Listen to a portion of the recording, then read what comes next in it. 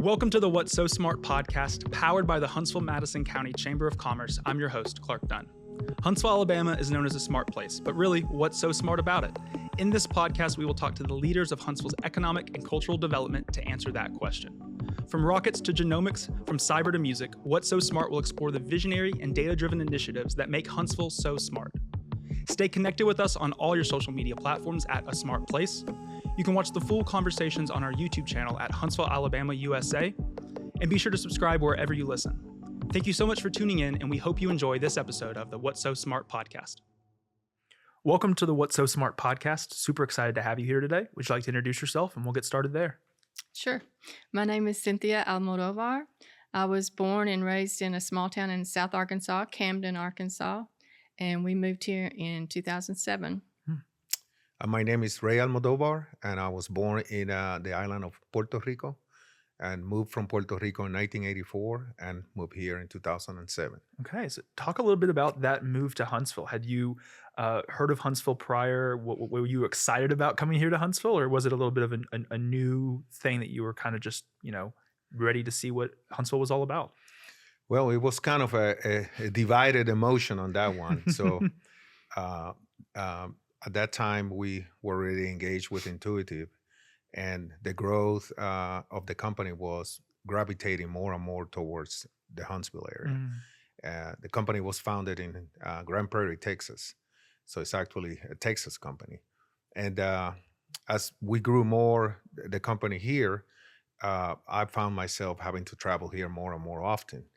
Cynthia herself had a career in Dallas, and when I had the conversation about, hey, it's probably time to move to Huntsville, she finally agreed, but it wasn't something that it was like, great, let's go for it immediately. Yeah. What was it like for you when you first came here to Huntsville? Did it meet the expectations you had, or did you feel as though you were kind of trying to figure out and make your own path here? Well, I had been here, several times in my career. Actually, I had traveled here on business a few times. So I knew Huntsville as far as, the general layout of the city and what the vibe was. So coming from Dallas, I was a little hesitant, to make that move. But I came kicking and screaming, as he usually says. With the parking brake on. Yeah, with the parking brake on. Yeah. But I met so many wonderful people. He hooked me up, with all the right people, and I jumped right in and got involved in the community. And so by meeting 2 or 3 key individuals when I first moved here, they really helped my transition a lot because neither one of them were originally from Huntsville themselves.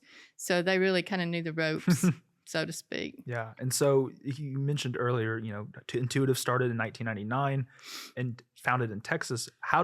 With that transition here, what made Huntsville at the time? You alluded to it a little bit earlier, but what made Huntsville such a good spot to bring the headquarters of Intuitive here, and how has Huntsville furthered the growth of Intuitive?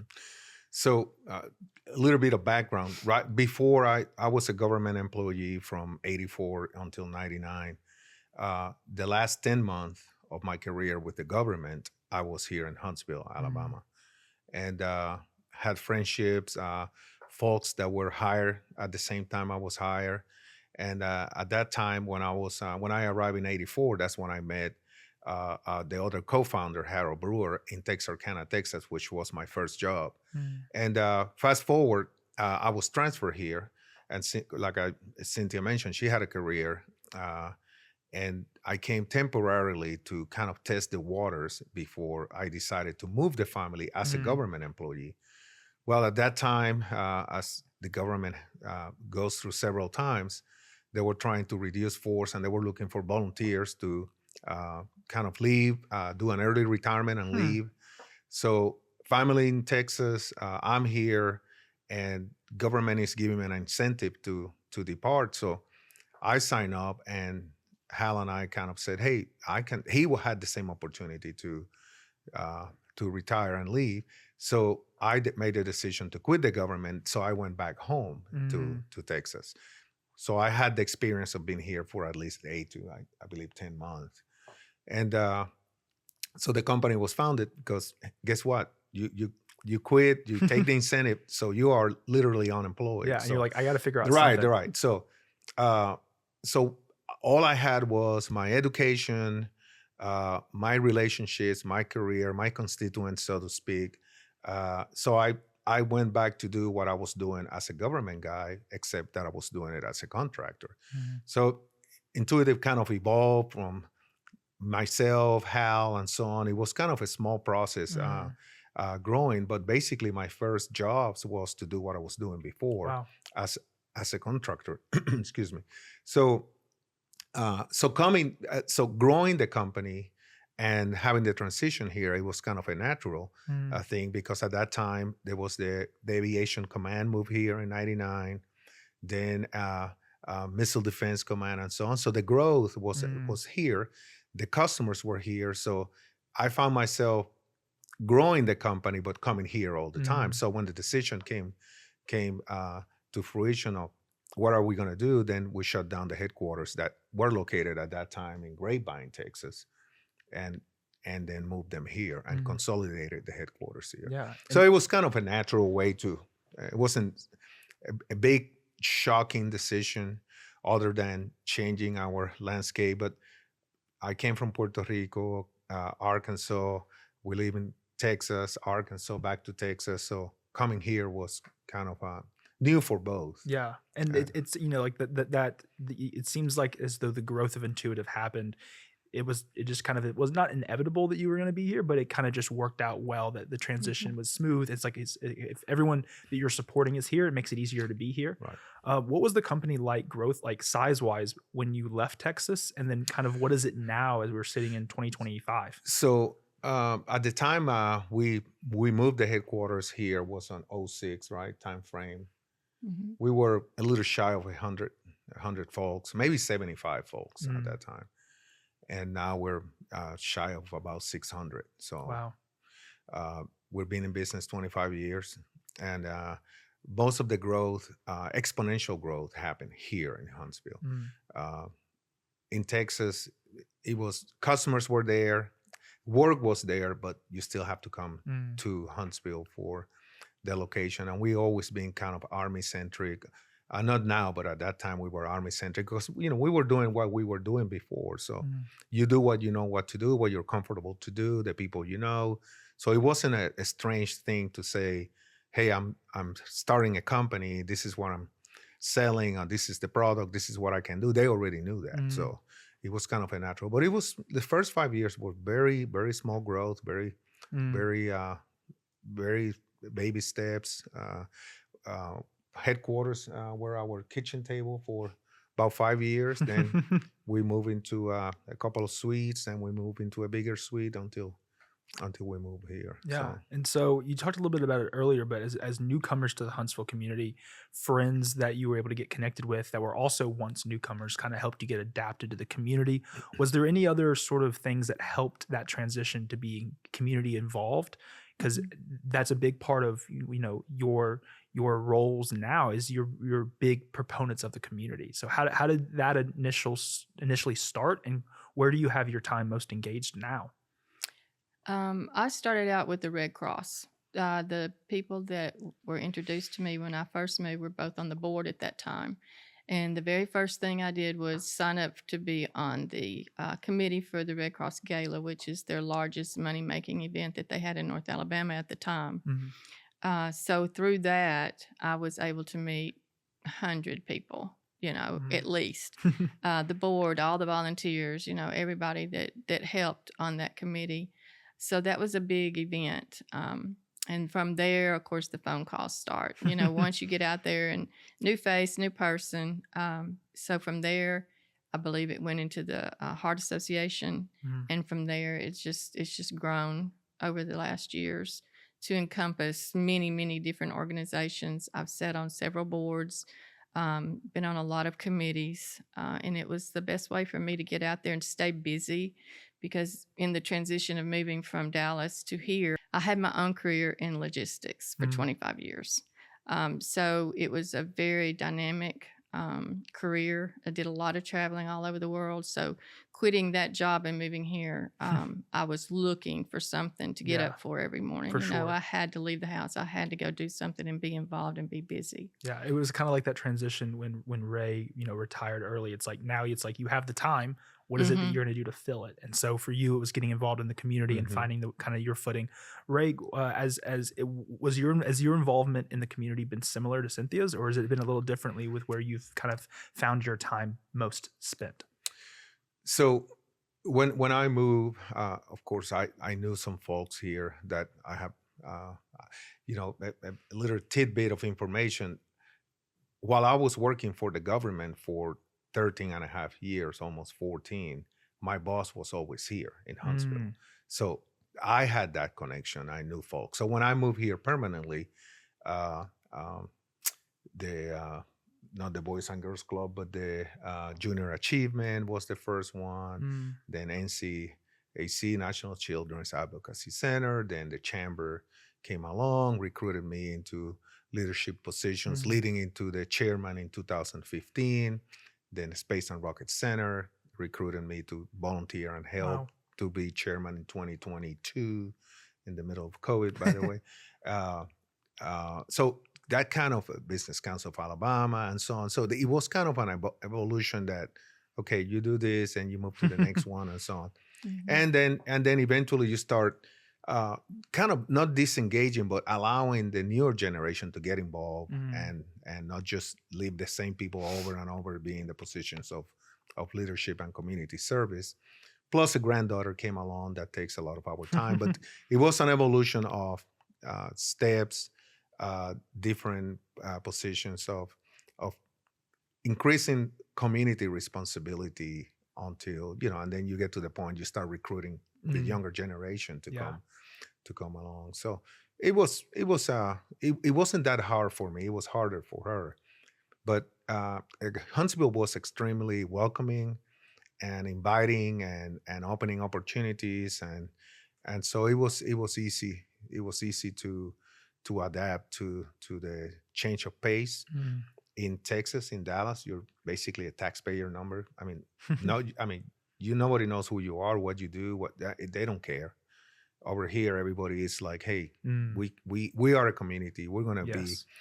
working towards a common goal. We want to make sure we keep this community intact and healthy, and so it's a different environment, Yeah. which I'm very comfortable with. Yeah. And we're all in now. I mean, yeah, Yeah, we're and all in. I think we've had that kind of underlying thread through a lot of conversations we've had on here is, that Huntsville community is really supportive. It's a Mhm, supportive community, and it's, everyone kind of seems like they're rowing the boat in the same direction. So you're able to mhm, kind of, if they want to see, everyone wants to see each other succeed if they're not the ones that are involved directly with the project. And so mhm. it's a Right, great right. community to be a part of. Yeah. Often a lot of companies here in town too are supporters of the community through nonprofits or whatever it might be. Mhm. Has Intuitive kind of got that footing as Huntsville's becoming their headquarters, and finding ways for the company as a whole to be involved in the community. So our biggest investment as a company is the Intuitive Planetarium. Mm. Uh, we don't 6 years ago, an opportunity came along of converting the old IMAX theater at the Space and Rocket Center. It was becoming obsolete, and the concept of a digital planetarium came along. So it was a big investment for STEM and the Mm. community, and not only starting the planetarium, but also maintaining, because as you know, the technology Mm. continues to go on. And so that's, as far as the community is concerned, that's our biggest contribution. I don't know if you've been there. If you want to Yeah. go, let me know. Oh, for sure. Anytime. And we we're able to recruit one of the leading planetarium directors in the country Wow. that is sitting over here. So the content and the show is just an amazing experience. And now they're doing multicast to the communities or the schools that don't have the opportunity to come Mm. over here and visit. So a lot of educational content in the Mm. process. Uh, and then Cynthia and I, with our community foundation, we do multiple of things throughout the community. Huntsville has a lot of great causes and great needs. So Mm. probably the hardest part we have to do is how we divide and and try choosing to take, which one to do. and try to be fair Yeah. and so on, and pass the, okay, I got you 3 years ago, but we are personally we are engaged in the community with our own foundation, and then of course Intuitive does CASA, NCAC, delivering meals. So Mhm. we try to do try to pass the message to the team members at the company that service is important, and we got to get out, and we have to be part of the community and help those that are not in a privileged situation like the rest of us. So Yeah, and it's paramount to be involved. and I think it's incredible just to see that involvement that you both have had in the community, and also kind of how Intuitive, has kind of found its footing and its place here in Huntsville over since moving the headquarters, and kind of is also giving back to the community. From both of your perspectives, what do you think makes Huntsville such a smart place? It's people. I believe that the people in Huntsville are what creates the environment, and everyone here is so giving and rally around whatever the cause may be. There's a lot of smart people out there coming up with a lot of really good Yeah. ideas, inventions, schooling. And as we have lived here over the years, and as we get older, your situation changes and your passions change. Not that you're not still passionate about the original things, but more opportunity comes. One thing Ray said that is paramount is how we pass on to the future generations of our giving. For example, our children have totally different ideas about what they want to give their money Yeah. to, because there's so many different things out Yeah. there. Maybe it's animals, it's just different things, where we think more about people. I think just Yeah. because of our age and our backgrounds, I think that's just something that we look at is where the investment should be. But that has changed. And for me right now, it's all about children and giving back to all the different causes out there that you can give back to making life better for children. Yeah. I think, getting introduced into philanthropy or getting introduced into giving can kind of be a daunting task for people that are, in my generation, kind of getting up and figuring out. There's, like you said, there's so many different places to get involved. There's so many ways to get involved. What advice would you give for somebody, maybe even advice for me, to find ways in which to be engaged in the community here in Huntsville? So that question had been asked before. So you got to find a passion. So what are you passionate about? If it's the elder, the children, the animals, the environment, and pick one.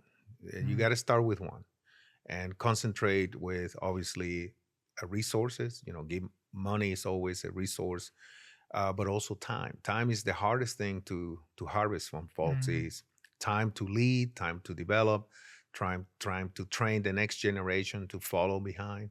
And once you get that, and the situation changes where you are able to have more resources, then maybe you can pick two, and then three and four, and so on. I always caution, sometimes you can get spread too thin to the point that you cannot make an impact. And I have to watch myself many times about, but anything that you can do that makes a difference with your time and your resources, and also advocating for that, getting your friends involved and so on, it's always a good thing. And then kind of grow from that point. And sometimes our giving moves around. It may be education, but it could be different angles of the education. It could be the elder, it could be the children.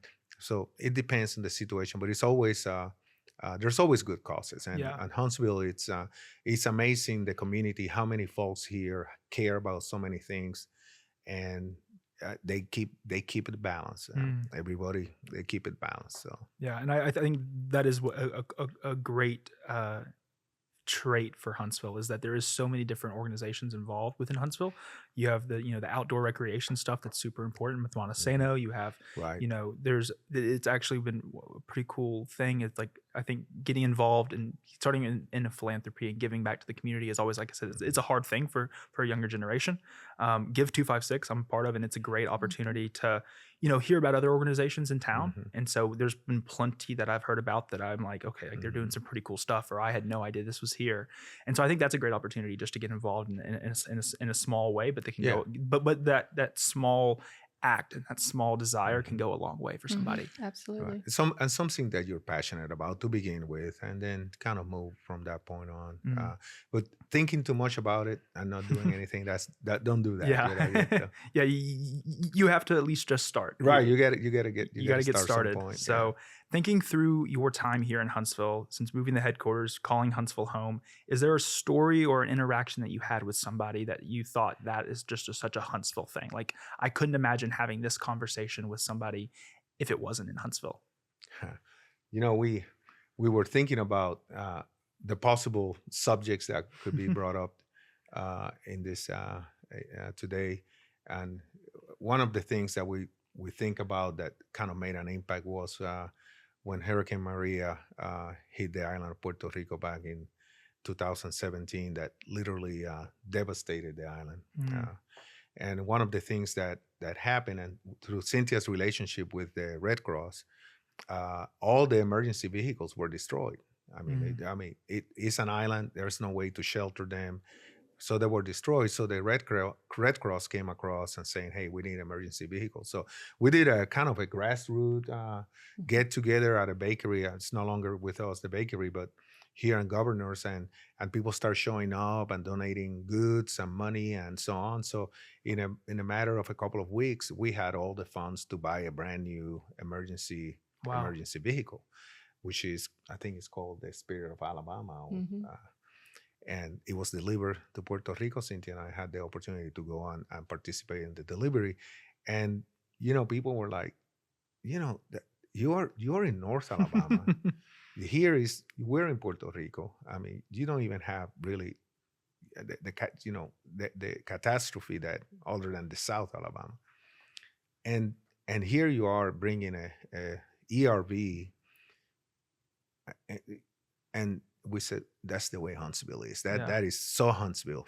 That's just a community member raise the flag and say, hey, we have a Puerto Rican community here that work at the arsenal, works in the community, and so on. So they start bringing their friends and recruiting and all that. And all of a sudden, we had companies donated and so on. And matter of 2 weeks, we had the funding necessary to bring a brand new ERB to the island. So that's the way Huntsville is. We bond together. We take care of our own, and we take care of our own friends as well.